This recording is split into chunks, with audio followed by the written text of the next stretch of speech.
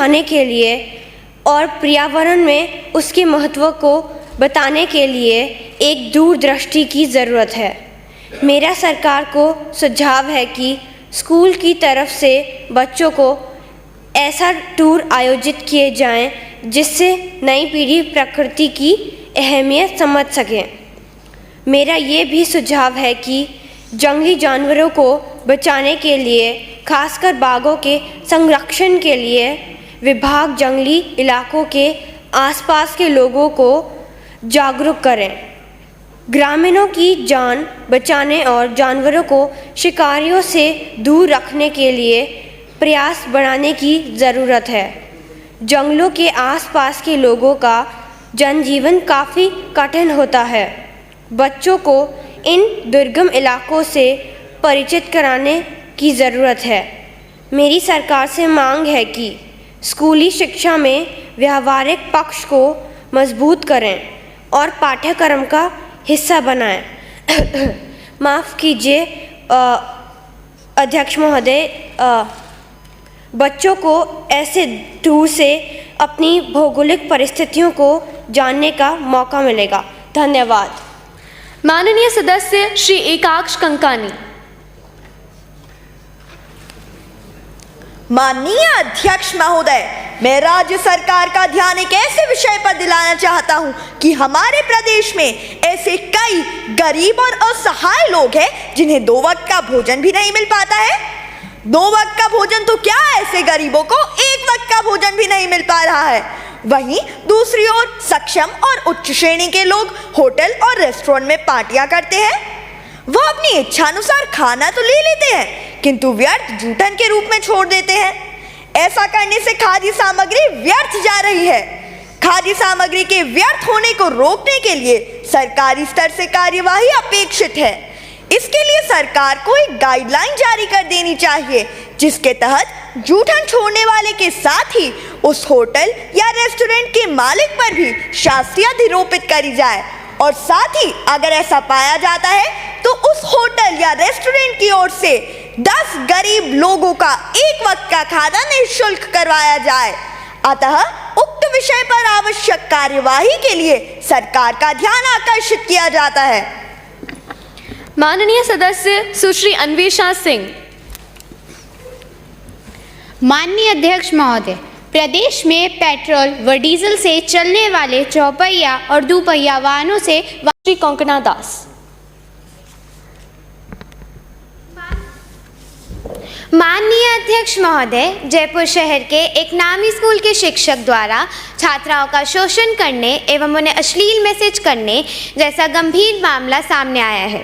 आरोपी शिक्षक ने ऑनलाइन क्लास के दौरान बनाए गए ग्रुप से छात्राओं के नंबर लिए और उन्हें अश्लील मैसेज किए।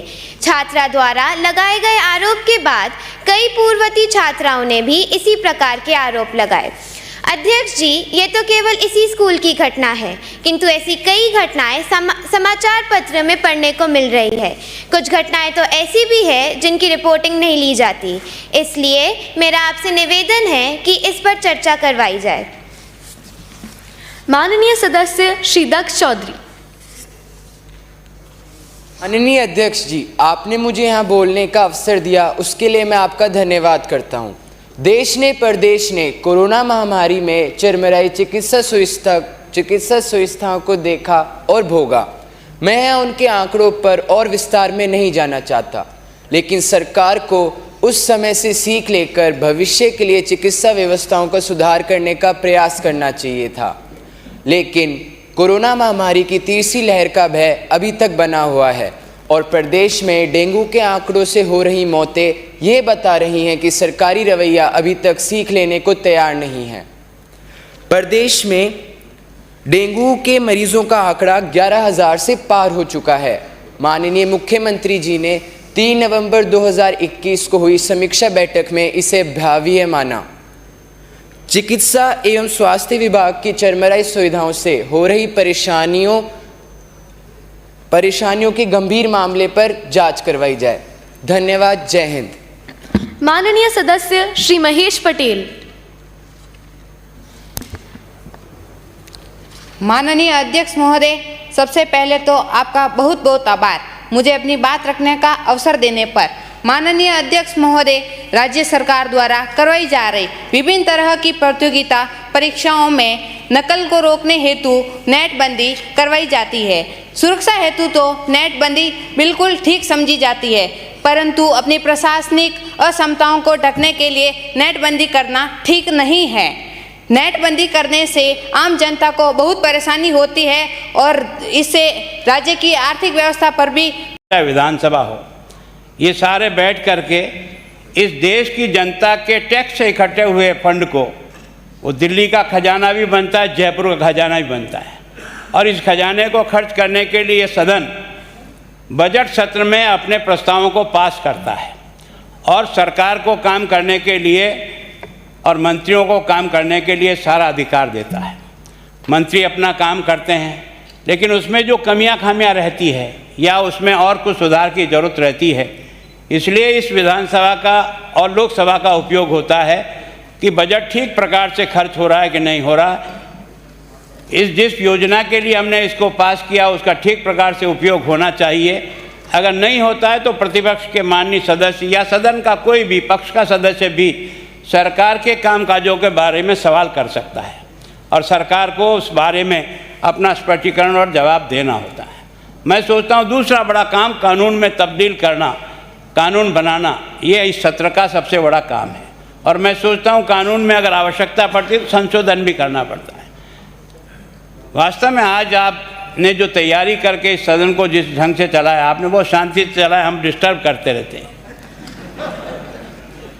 सच्चाई को स्वीकार करने में कोई मुझे ऐतराज़ नहीं, लेकिन मैं सोचता हूँ कि ये देश कितना महान है कि 70 साल में इस देश के लोकतंत्र के, जनता के निर्णय को सबने सर माथे पर रखकर इसकी पालना की। मैं सोचता हूँ कि एक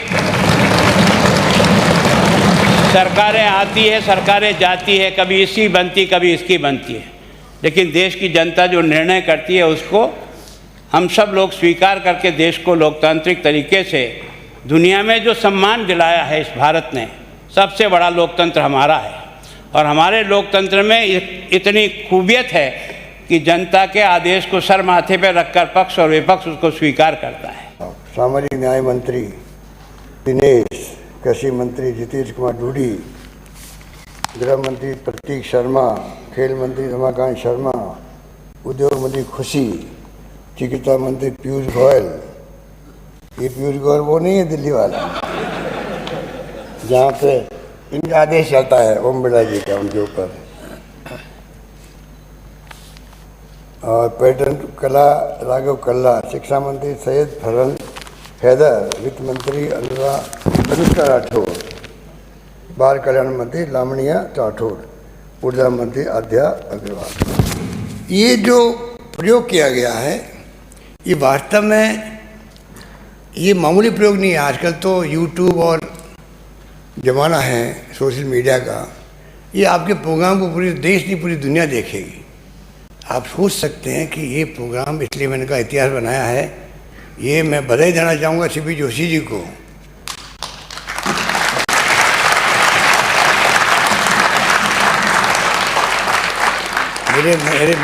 मेरे पहले मंत्रिमंडल में मेरे पंचायत राज मंत्री थे, पहले मंत्रिमंडल में 20 साल पहले। तो आप सोच सकते हो कि हमेशा नवाचार करते हैं, चाहे वो जयपुर में हो चाहे वो दिल्ली में हो। हमेशा इनका दे रहा है किस प्रकार नवाचार करें, किस प्रकार समाज के हर तबके को जोड़ें, किस प्रकार नई पीढ़ी को जोड़ें। ये प्रयोग मामूली प्रयोग नहीं है दिमाग में आना। और मैं इनको बधाई देना चाहूँगा तहे दिल से कि राष्ट्रमंडल संसदीय दल के अध्यक्ष हैं राजस्थान शाखा के, हम लोग उपाध्यक्ष हैं, मैं और कटारिया जी, सेम लोढ़ा जी हमारे सचिव हैं। पर इनकी सोच थी कि ये आप सबको 5500 में से सिलेक्शन हुआ आप 200 लोगों का, 5500 में से सिलेक्शन 200 का हुआ है। इस अंदाज के बाकी लोग तो लाखों लोग सुनेंगे आज आपको, आप ये परफॉर्मेंस देखेंगे, आप ये जज्बा होना चाहिए कि आने वाले वक्त के अंदर किस प्रकार से। मैंने कहा कल का फ्यूचर जो संघीय ढांचा हमारे देश का है लोकतंत्र में, उसमें राज्यों को कैसे मजबूत करें, क्योंकि विकास जो होता है गांव तक, वो होता है राज्यों के थ्रू होता है। तो केंद्र की नीति होनी चाहिए कि राज्य सरकारें मजबूत रहे, तब जाकर के चाहे वो कोरोना का मुकाबला करना हो और चाहे वो विकास की बात हो, तब संभव होगा। एनडीए गवर्नमेंट उल्टा चल रही है, हर बात में हिस्सा राज्य सरकार का बढ़ा देती है।